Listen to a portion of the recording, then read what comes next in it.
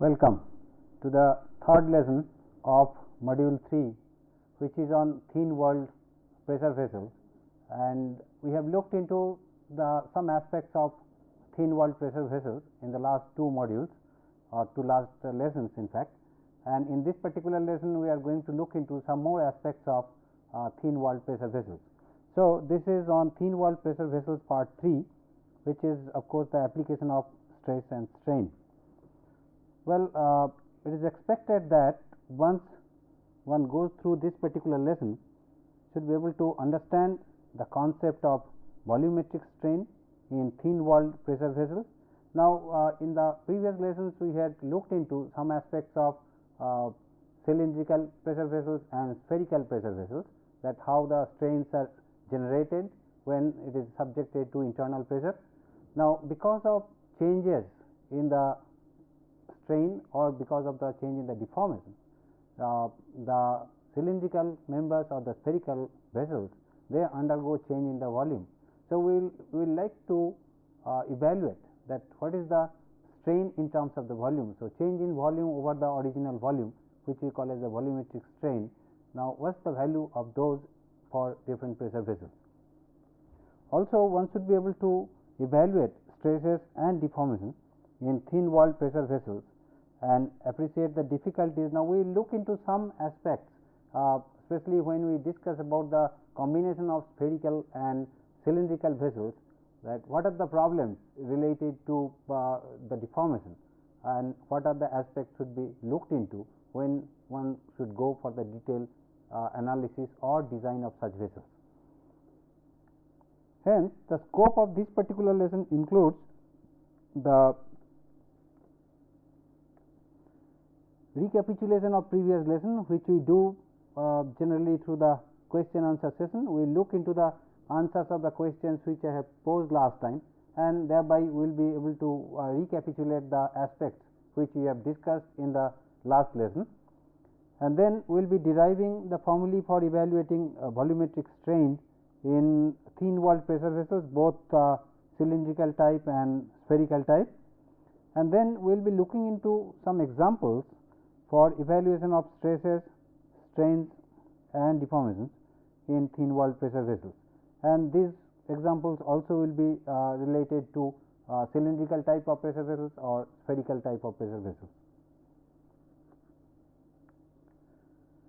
Well, let us look into the questions which I had posed last time, and the first question was, what is the value of maximum strain in spherical vessels? Now, in the last lesson we had discussed aspects of the spherical vessels, that if a spherical vessel is subjected to internal pressure, then how the deformation takes place, and consequently what are the stresses and strain that occurs in the spherical vessel.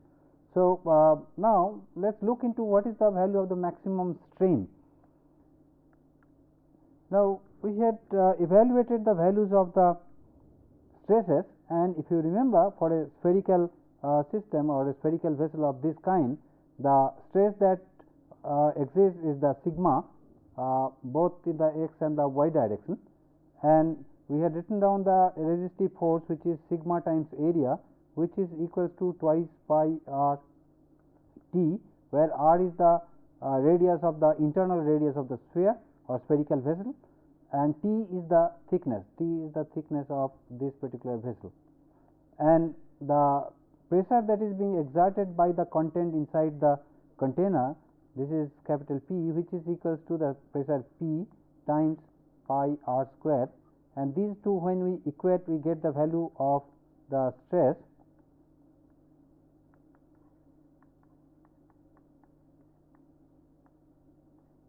So, this gives us the value of sigma as equals to P r by 2 t, which we have evaluated last time.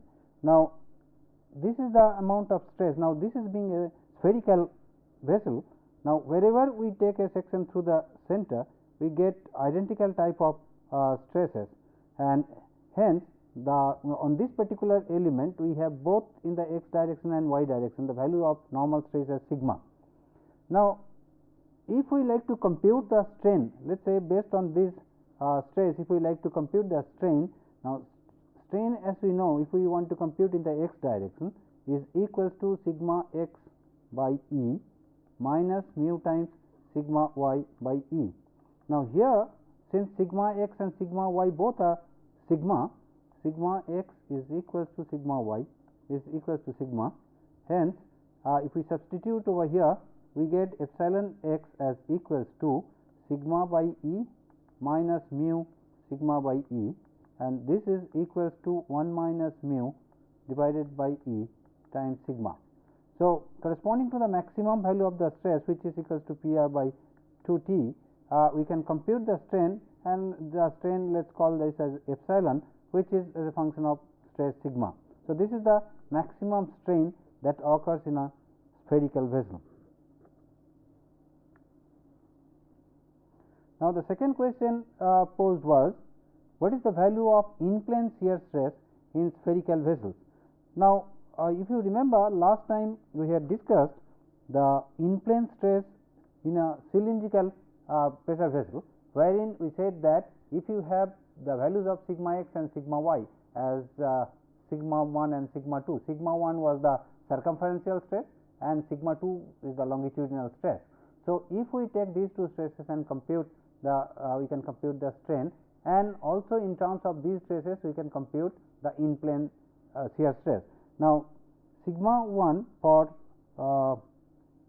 cylindrical pressure vessel was P r by T, and sigma 2 was P r by twice T, and as we have seen in case of spherical vessel, sigma is equals to P r by twice T, and here both the values of sigma 1 and sigma 2, which was in the longitudinal direction in case of cylindrical member. In case of spherical vessel, they are the same, and this is P r by twice T. Now, as we had seen in case of cylindrical vessel, that the shear stress is sigma 1 minus sigma 2 by 2 is the maximum in plane shear stress. This is maximum in plane shear stress, and this is equals to sigma 1 minus sigma 2 by 2. Now, in this particular case, since both sigma 1 and sigma 2 are the same, or sigma x sigma y is sigma, hence the value of the in plane shear stress in case of spherical vessel is 0. So, in plane shear stress in case of spherical vessel is equals to 0.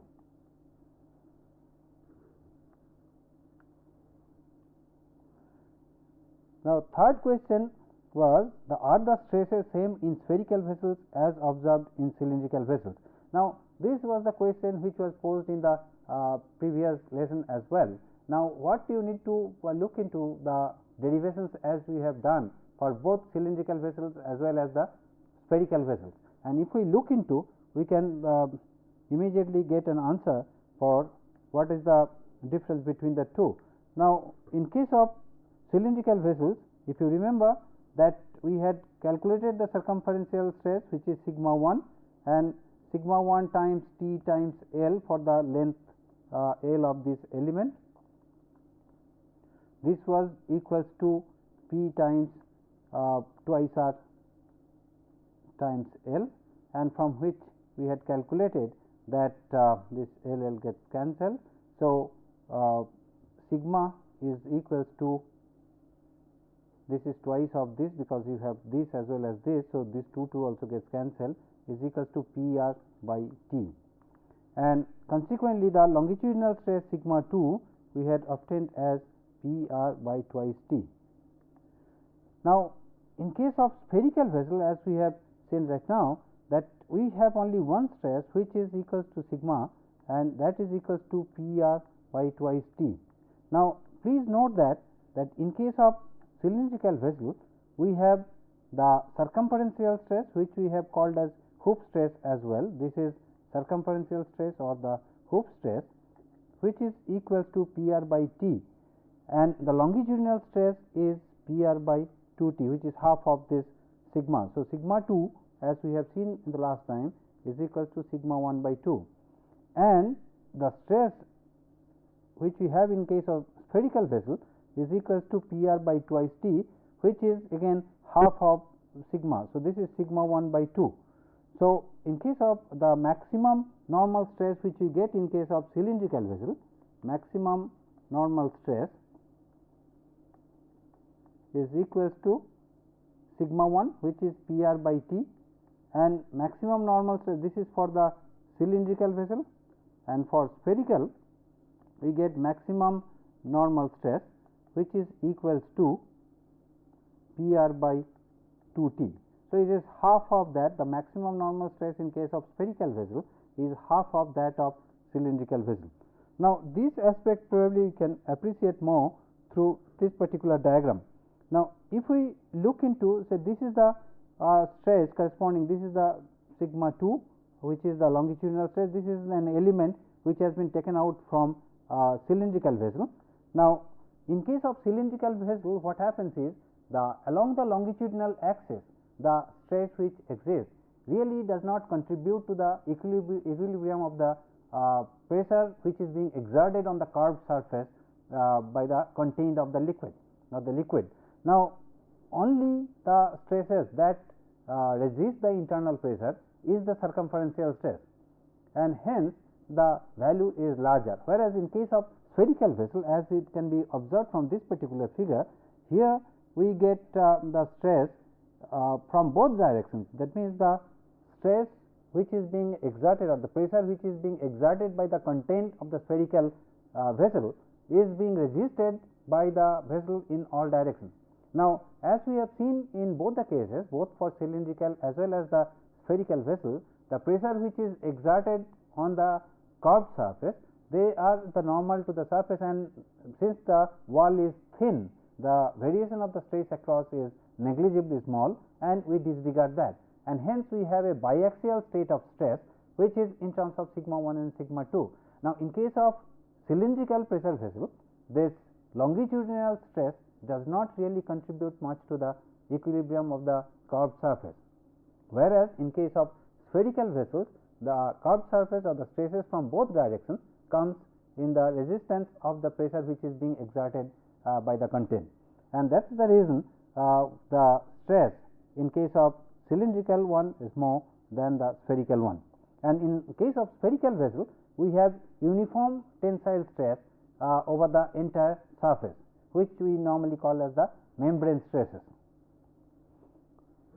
Also, if we look into this particular aspects of it, this is to be noted that if we have a vessel which is a combination of cylindrical vessel and this is the cylindrical part, and the two ends we have the hemispherical part. So, this is spherical part, and this end as well we have the spherical part. Now, this is a combination of cylindrical and spherical vessel. Now, as we have seen that the stress in case of cylindrical one, which is P r by T, is larger than the stress corresponding to the spherical vessel, which is sigma, which is P r by twice T.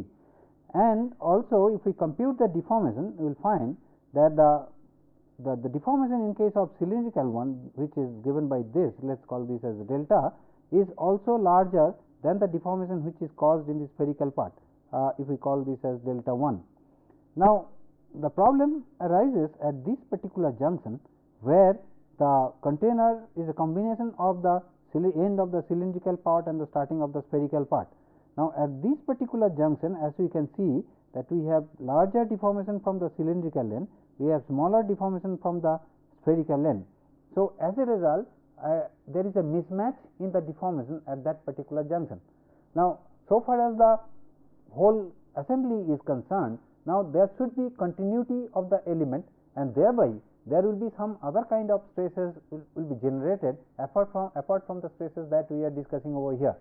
So, when we go for the design of such system, when we try to go for sizing of such system, one should be careful in selecting the sizes, and one should be concentrating on the type of stresses that gets induced at that particular junction, and accordingly the thickness has to be decided.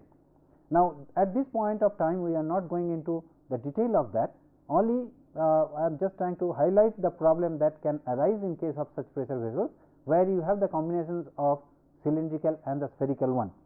But for the time being, we assume that geometrically there will be smoothness and we will have similar kind of pressure exist, and the corresponding deformation we can evaluate directly without considering the change in other kinds of stresses.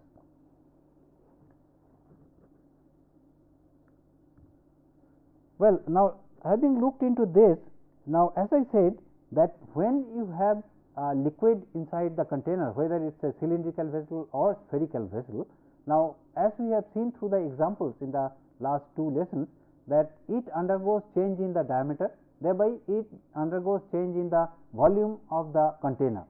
Now, if a volume of cylindrical or spherical vessels undergoes changes, then we should be in a position to compute that what are the changes in the volume. Now, as we have defined strain in case of a linear element, that extension to the original length is the strain, the ratio of the extension or the deformation to the original length is the deformation. Now, in case of volume change, we define that the change in the volume to the original volume as the volumetric strain. Now, we will be looking into that what will be the how we are going to evaluate the volumetric strain in case of cylindrical or spherical vessels. Now, let us look into the evaluation of volumetric strain for cylindrical vessels. Now, the value of the volumetric strain E, which last time if you remember we had defined delta V by V when we had computed the value of the bulk modulus, and we had designated that as E. We can evaluate this volumetric strain as a function of the pressure, the radius of the vessel and thickness of the vessel, and correspondingly the values of materials which are E and mu. Now, let us look into the evaluation of this volumetric strain. Now, if we consider a cylinder,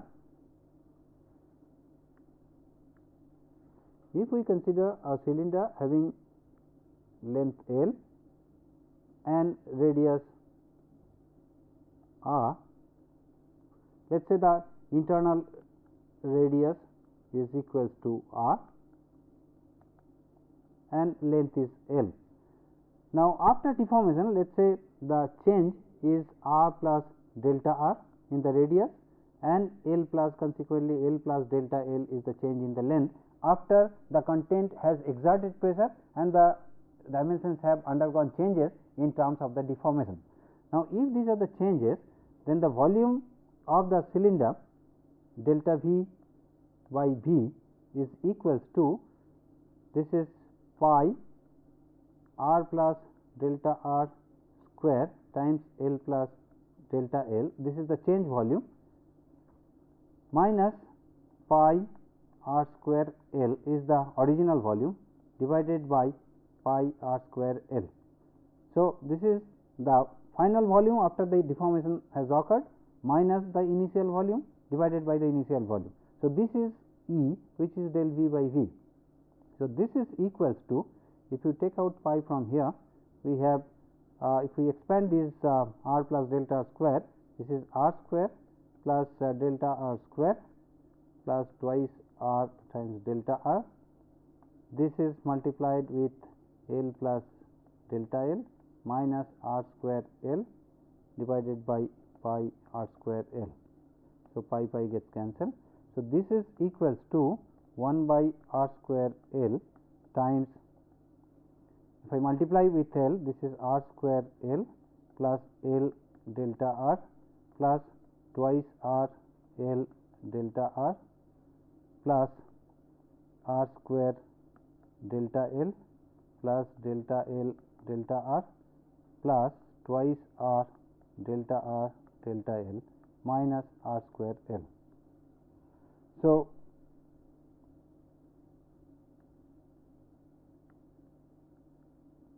this R square L gets cancelled, and if we neglect the delta R being small, if we neglect the multiplication of delta R times delta L, this kind of values. So, this is equals to 1 by R square L times we have twice RL delta R plus we have R square delta L. Now, this quantity we neglect, and this is delta R square. So, L delta R square, this is square. So, this term also we neglect, this being delta R being small, square of that will be very small, and also delta R delta L being smaller, the product of delta R and delta L also we neglect. So, we are left with these two terms, and this is equals to, if we divide by R square L, this becomes twice delta R by R plus delta L over L. Now, as you can realize that delta R by R is nothing but the strain in the radial direction, which we have called as epsilon 1, or sigma 1 is the stress in the circumferential direction for cylindrical vessel, and delta L by L, which is in the longitudinal direction, the change in length over the original length, which is the strain in the longitudinal direction. So, this is equals to, we can write as twice epsilon 1 plus epsilon 2, and mind that epsilon 1 is the strain in the circumferential direction and epsilon 2 is the strain in the longitudinal direction. So, the volumetric strain E is equals to twice epsilon 1 plus epsilon 2. Now, this if we write down in terms of the stresses, we have obtained E as equals to twice epsilon 1 plus epsilon 2, and epsilon 1 if we write in terms of stresses as sigma 1 by E minus mu sigma 2 by E, plus epsilon 2 is sigma 2 by E minus mu sigma 1 by E. And also, as we know, sigma 1 is equals to PR by T and sigma 2 is PR by 2T. So, we write this as PR by T times E minus mu PR by 2T E plus PR by 2T E minus mu times PR by T times E. So, this is equals to, then if we take out PR by T, twice PR by T E, this gives 1 minus mu by 2, plus from here if we take out PR by T E, we have half minus mu. So, from here if we take out PR by T E out for the whole, we have 2 minus mu, this is 2 gets multiplied, plus 1 minus twice mu by 2. So, this is equals to PR by T E times 2 to 4 plus 1 5. So, 5 minus 2 to 4, 4 mu by 2, and this is what is the expression which we have obtained as PR by T E times 5 minus 4 mu by 2, or PR by twice T E 5 minus 4 mu, and this is the expression which we have obtained, and this is what we have written, that delta V by V is equals to PR by twice T into 5 minus 4 mu. This is the volumetric strain in case of cylindrical pressure vessel. Now, likewise, we can compute the volumetric strain for spherical vessel as well. Now, in case of spherical vessel, the volumetric strain in case of spherical pressure vessel is given by E equals to delta V by V, again as 3 PR into 1 minus mu by twice E, and we can compute the value exactly in the same way as we just now did. Now, supposing if we have a spherical vessel for which internal radius is again as R, and because of internal pressure there is a change in the radius which is R plus delta R. This is the changed radius. Hence, the value of the volumetric strain which is E, which is equals to delta V by V, is equals to, delta V is the final volume minus the original volume, which is 4/3 pi times R plus delta R cube minus 4/3 pi R cube this is delta V divided by the original volume, which is 4/3 pi r cube. So, this is equals to, if you take 4/3 pi out, then we have r plus delta r cube minus r cube divided by 4/3 pi r cube. This gets cancelled. So, this is equals to 1 by r cube times, this is r cube, it is 3 r square delta r plus 3 r delta r square plus delta r cube minus r cube. So, this gets cancelled. Now, again with the same logic, that delta r being small, so we neglect the value of delta r square and delta r cube. So, we are left with 3 r square delta r, which is equals to 3 r square delta r divided by r cube, and this gives us 3 delta r by r. And again, as you can see, delta r by r is the radial strain. That means, delta r is the elongation in the radial direction, and that divided by the original radius will give you the strain. So, this is nothing but equals to 3 times epsilon. So, E, the volumetric strain, is equals to 3 times the normal strain. Now, we can compute the value of E in terms of stresses, and that if we do, it comes as, say, E, as we have seen now, is equals to 3 times epsilon, and epsilon we can write in terms of sigma, which is equals to 3 times 1 minus mu by E times sigma. And sigma, as in case of spherical vessels we have seen, as equals to P r by twice T. So, this is nothing but equals to 3 into 1 minus mu by E into P r by twice T. So, this is equals to 3 P r by twice T E into 1 minus mu. So, this is the value of the volumetric strain in terms of the internal pressure, the radius, and the thickness, modulus of elasticity, and the Poisson's ratio. So, this is what is represented here, that the value of the volumetric strain E is equals to 3 P r times 1 minus mu by twice T E. So, now that we have looked into that what is the value of volumetric strain for a cylindrical vessel and for the spherical vessel. Now, as you can look into that, we have discussed the small difficulties which we encounter when we go for a combination of a spherical and cylindrical vessel at the junction, where there is a mismatch in the deformation, and to make the geometrical compatibility, or if we have to have a smooth deformation over there, then thereby there will be additional stresses which has to be taken into account when you go for the design of such vessels.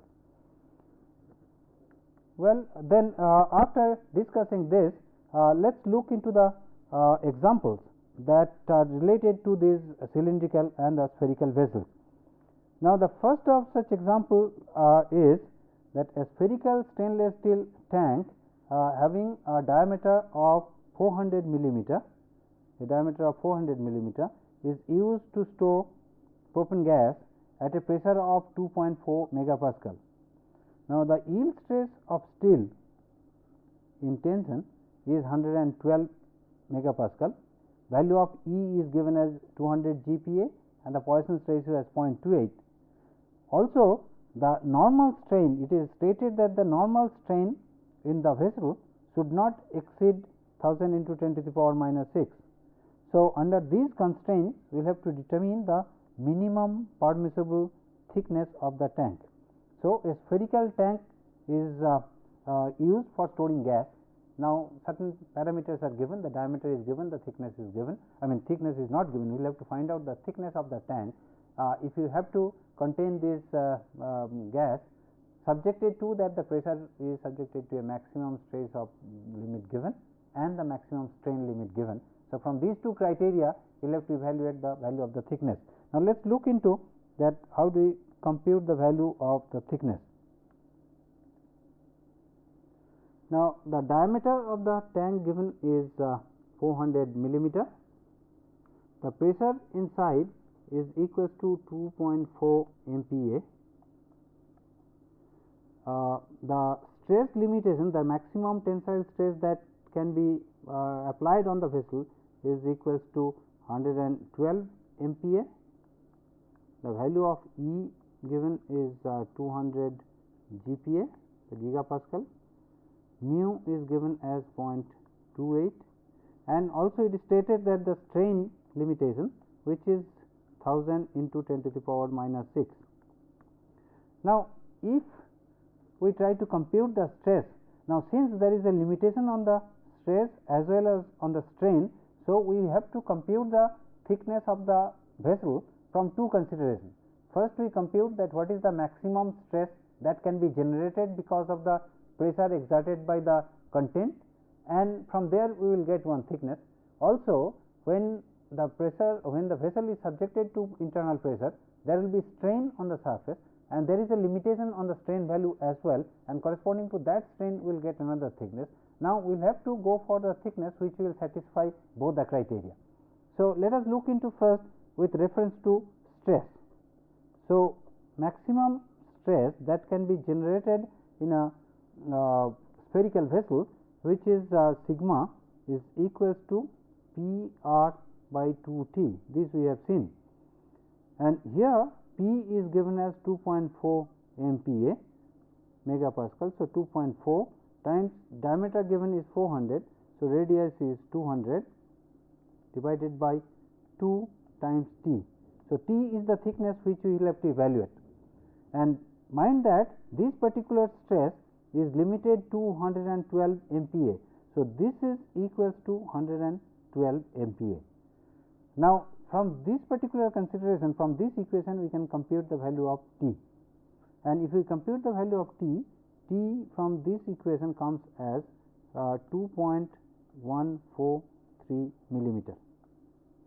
So, this is the value of T is required to satisfy the stress requirement, or the maximum stress that should not be exceeded is 112. So, to satisfy that criteria, the thickness which we need is this. Now, for the strain requirement, as we know, epsilon is equals to epsilon x. If we talk about it, is sigma x by E minus mu sigma x by sigma y by E. Now, in this particular case of spherical vessel, sigma x and sigma y, they are same and they are sigma. So, this is equals to 1 minus mu by E times sigma. So, that is the value of strain epsilon.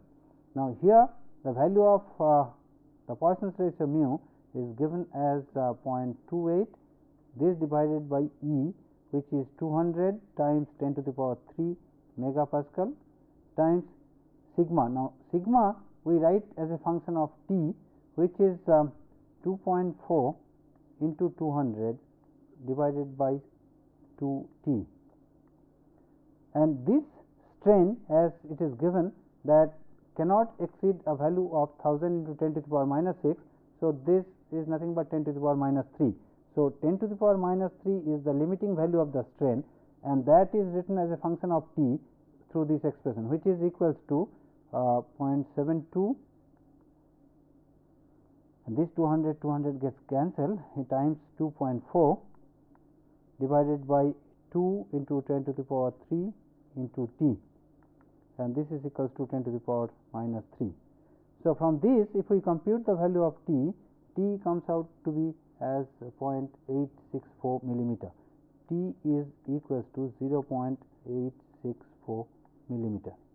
Now, as we can see that we have two values of thicknesses as we have obtained.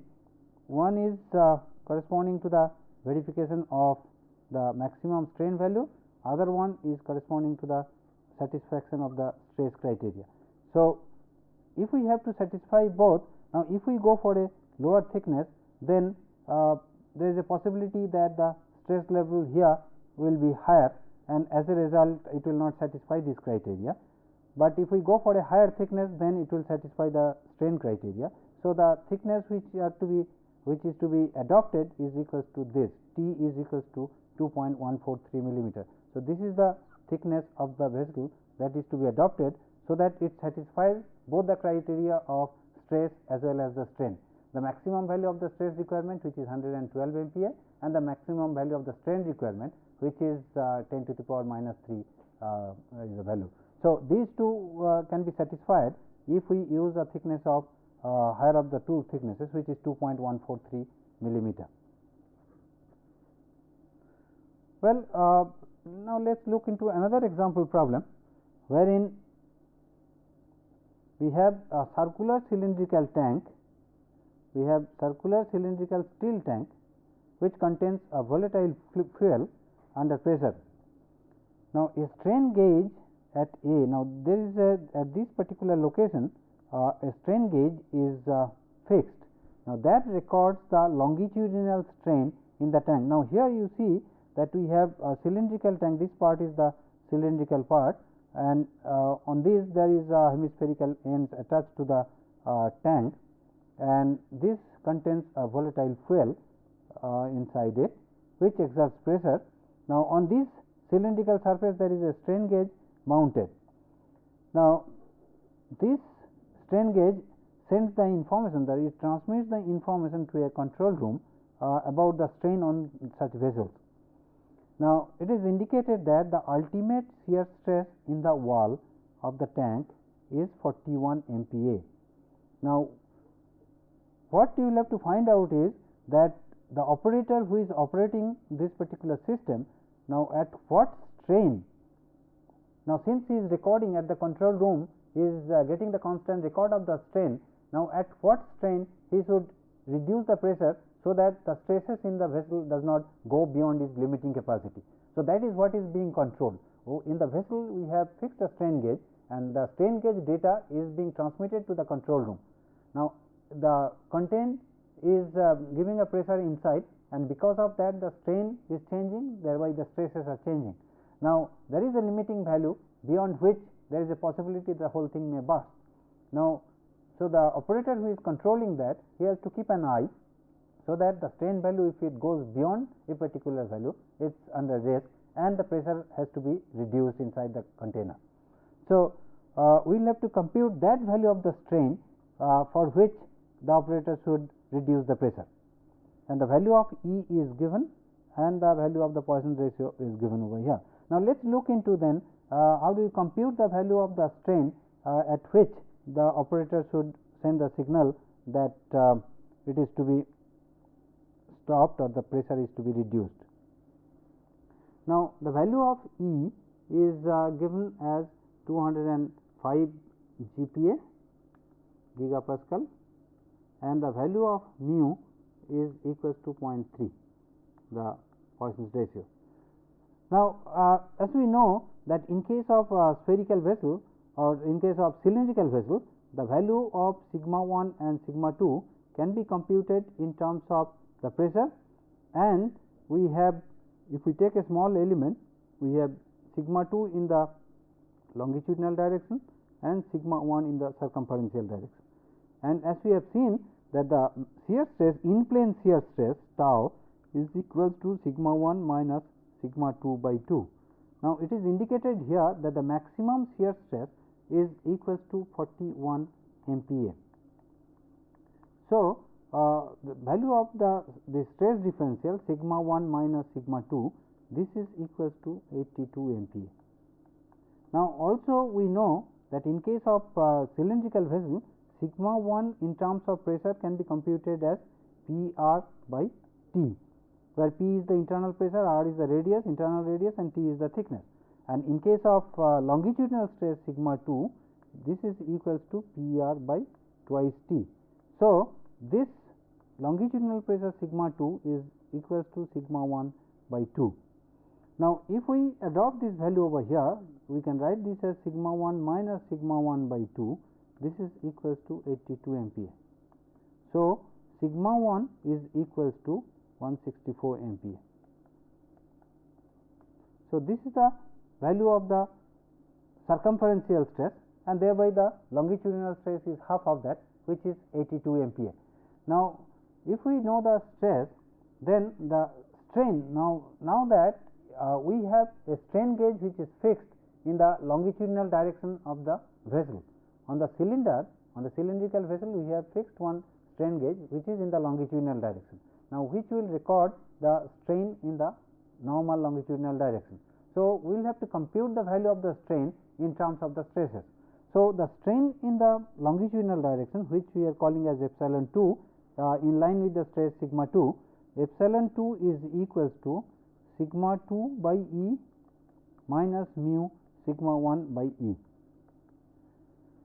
Now, sigma 2, as we have seen, is equal to sigma 1 by 2, since we are writing everything in terms of sigma 1 by 2. So, this is sigma 1 by 2 E minus mu sigma 1 by E. So, this is equals to sigma 1 by E to half minus mu. Now, mu is given as 0.3. So, this is 0.5 minus 0.3 and sigma 1 is given as 164. So, this is 164 divided by 205 into 10 to the power 3. So, this many megapascal, this was 205 gigapascal. So, 205 into 10 to the power 3, so much of megapascal. This times 0.5 minus 0.3. So, this gives you the value of the strain, which comes as 0.16 into 10 to the power minus 3. So, this is 160 into 10 to the power minus 6. So, this is the amount of strain, this is the limiting strain. So, as soon as the operator records that the strain is going closer to 160 into 10 to the power minus 6, the operator should reduce the pressure from the cylindrical tank, so that the stress level does not go to the limiting value of that particular material with which the vessel has been fabricated. So, this is the this particular information is necessary, that is to be kept with the operator, that if the strain value as it is recorded under the pressure, that particular strain as it goes to 116 to 10 to the power minus 6 or is little below that, the pressure inside the vessel has to be reduced, so that the stress level does not go to the criticality.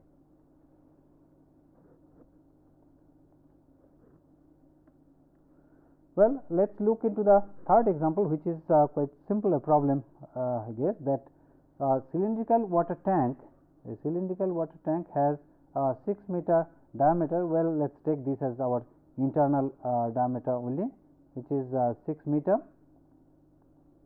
as 6000 millimeter, and the thickness of the tank wall is 10 millimeter. Now, if the working tensile stress is 48 MPa, if the limiting stress on the vessel is 48 MPa, find the maximum height h to which the tank may be filled. Use gamma of water, unit weight of water as 1000 kg per meter cube. Now, this particular tank is filled up with the water. Now, this height h is to be determined, up to which if we fill it up, the stress, the maximum stress that can be allowed to go in the tank is up to 48 MPa. So, this height has to be evaluated from this particular criteria of the stress. Now, let us look into how do we get the value of h if we limit our stress to 48 MPa. Now, here the values which are given, the diameter of the tank as 6 meter, which is 6000 millimeter. Now, the value of T, the thickness of the wall is 10 millimeter. Now, the limiting stress, the working stress of the wall or of the vessel is equals to 48 MPa. So, this is the limiting value sigma, let us call this as sigma working stress that is limited in the tank is 48 MPa, and the unit weight of water gamma is 1000 kg per meter cube. Now, in that particular tank, as the water level is going up, there will be change in the pressure which will be exerted by the water. So, this is the tank. Now, as the water level is going up, say up to level h, now the pressure which will be exerted by the water, the maximum pressure is equals to gamma W times H is the maximum pressure. So, we got to compute the value of the stress with reference to this maximum pressure, so that the maximum stress can be evaluated in the tank, and corresponding to that we can find out the height. So, because corresponding to the maximum pressure, the maximum stress will be generated, and of course, as the pressure will be reduced, naturally the stresses at different point will be different. Now, for gamma given as 1000 kg per meter cube, so 1000 times H is so much of kg per meter square is the pressure that is being exerted by the water on the tank. Now, if we write in terms of Newton, approximately taking 10, this is 10,000 H Newton per meter square. So, this is the equals to pressure P in this particular example. So, if we calculate now the stress, now this particular cylindrical vessel, the maximum stress, maximum normal stress for cylindrical vessel, this particular vessel is a cylindrical type. So, maximum normal stress, this is equals to sigma 1, which is the circumferential stress, which is equals to P r by T, and this in this particular case as 10,000 times H is the value of P, and R diameter of the tank is given as 6,000. So, times 3,000 is the radius divided by thickness T, which is equals to 10. Now, this is the magnitude of the stress, and that is limited to maximum normal stress is limited to 48 MPa, because it cannot go beyond that, then the member will fail or the tank will fail. So, corresponding to this, H is equals to, now here this is Newton per meter square. So, meter, and this is millimeter, this is also millimeter. So, if we convert that meter square into millimeter square, so this is 10 to the power 6. So, this gives us, this is 10 to the power 4, 10 to the power 3, 10 to the power 7. So, this is equals to 3 times H into 10 to the power 7 divided by 10 to the power 7. So, this gets cancelled. So, H gives us as 48 by 3, which is equals to 16 meters, because H was in meter as we assumed over here. So, height of the water, if it goes up at the level of 16 meter, then it can go the pressure level up to 48 MPa. So, we will have to if we like to keep the pressure in the tank wall up to 48 MPa, then the maximum height up to which we can pour water is 16 meter.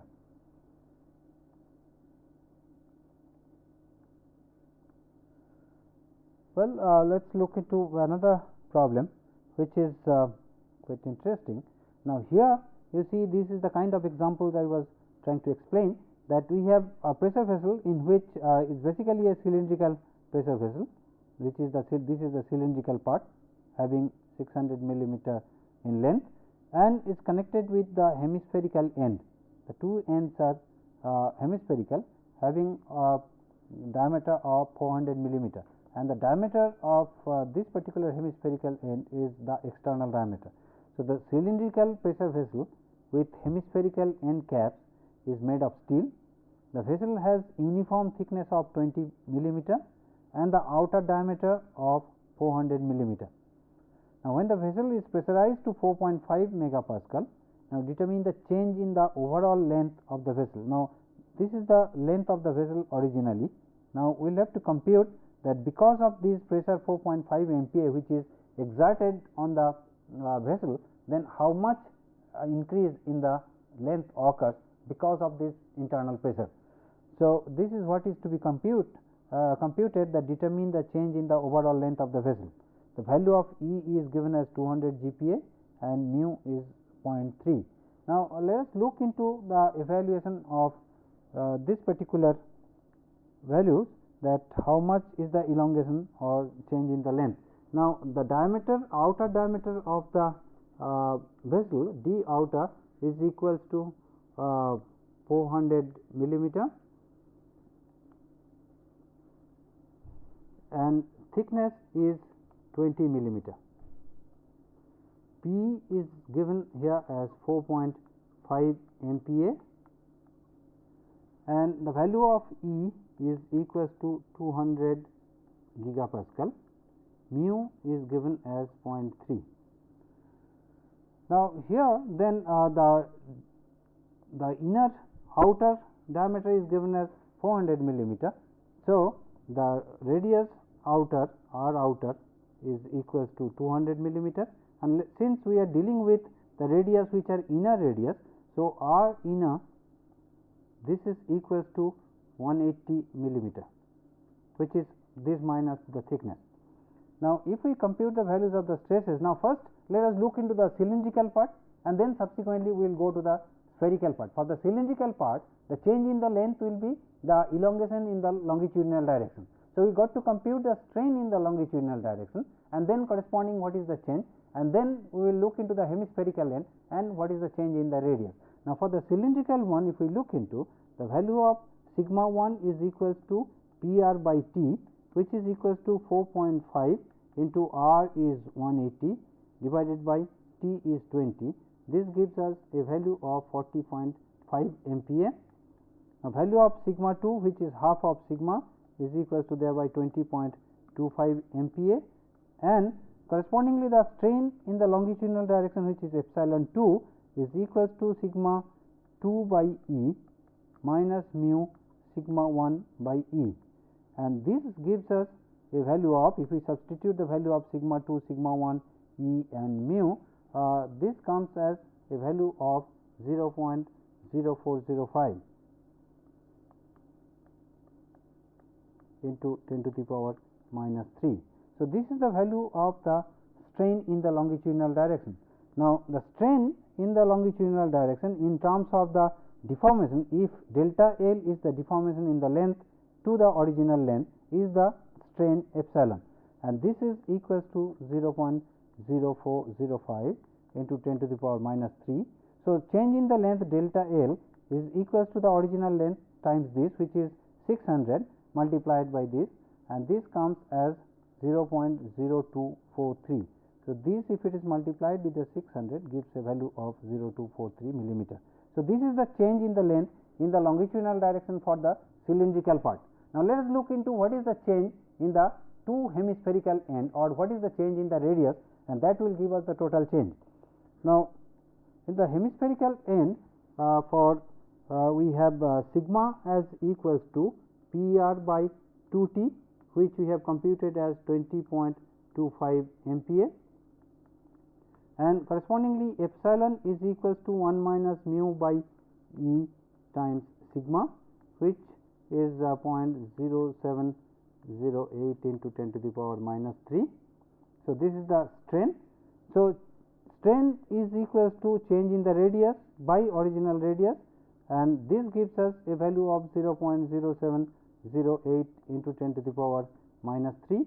So, delta R, the change in radius, is equals to this times the original radius, which is 180 millimeter, and since we have two hemispherical ends, so twice of this value, and this comes as equals to 0.0255 millimeter. Hence, the total change in length is equals to, the change in length is equals to delta L plus delta R, and this is equals to 0.0498 millimeter. So, this is the total length in the change as we get in the in this particular vessel.